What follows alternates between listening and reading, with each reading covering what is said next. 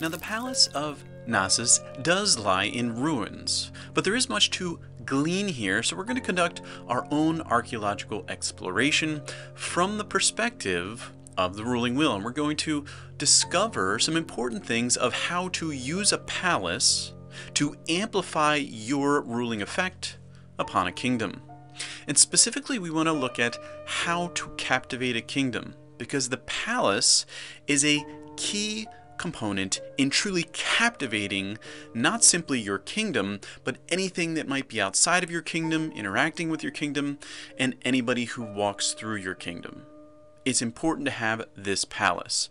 So in a palace, you want to imagine grandeur.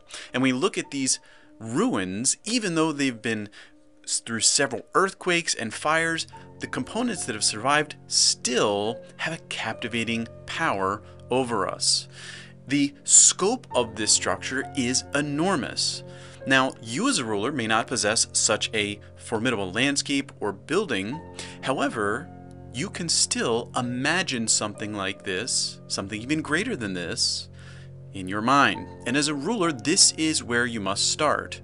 The building is not going to be constructed, the land is not going to be given to you until you're already imagining with grandeur. So in your mind, you must create a palace for yourself, a mental landscape of grandeur. And this is where you start as a will.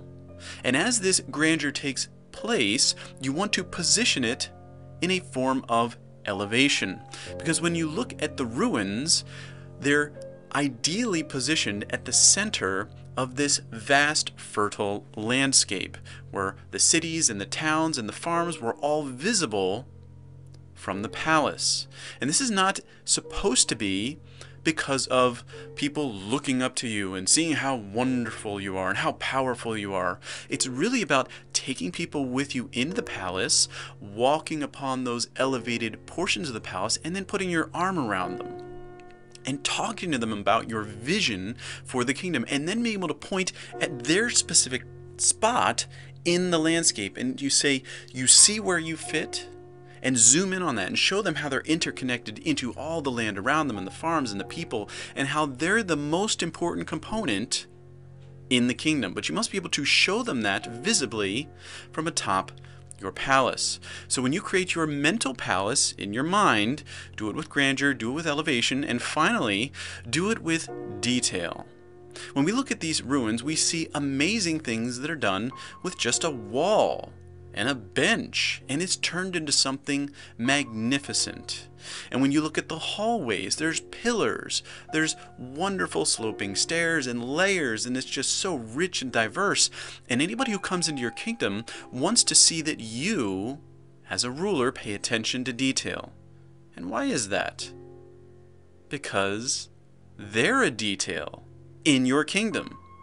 Every single person is a little dot, a little piece of land, a little house in this enormous kingdom that you're ruling. So if you pay attention to the details in your own building, they're going to see that as confirmation that you will pay attention to them. And you will take them, and they're just, in their mind, just a wall or just a bench. They're functional, right? But you, as the ruler, you're going to craft detail upon them, inspire them to rise into something more than just a wall, more than just a bench, more than just a staircase. Make them into something wonderful, beautiful, and splendorous within your kingdom.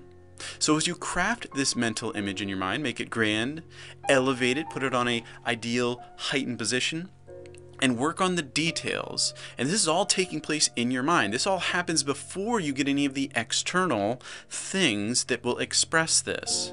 And this wondrous kingdom of light, with your palace at the center and you centered in the palace, is something that you live in. Even if you're in an apartment, a one-room apartment, you don't say to that apartment, "You are my palace." Your apartment's not going to believe that. Instead, you live within your mental kingdom and you treat the world around you. You touch the walls and you open the doors like they're splendorous gateways to other worlds. You live with the external world that you're in just like you're in your mental palace.